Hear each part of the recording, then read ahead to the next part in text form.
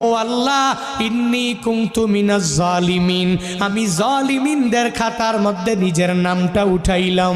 দুনিয়ার কোনো ব্যক্তি এই বিপদ থেকে আমারে বাঁচাইতে পারে না, দুনিয়ার কোনো ব্যক্তি এই মুসিবত থেকে আমাকে বাঁচাইতে পারে না। মাছের পেটে যাইয়াও ইউনুস নবী আমার মাওলারে ভুলে যায় না। ইউনুস নবী যখন আল্লাহকে জানাইয়া দেয়, আল্লাহ লা ইলাহা ইল্লা আনতা, ও দয়ার মালিক তুমি ছাড়া কোনো ইলা নাই, তুমি ছাড়া কোনো মাবুদ নাই, তুমি ছাড়া কোনো মাশুক নাই, তুমি ছাড়া ইবাদত পাওয়ার যোগ্য দুনিয়াতে কেউ নাই।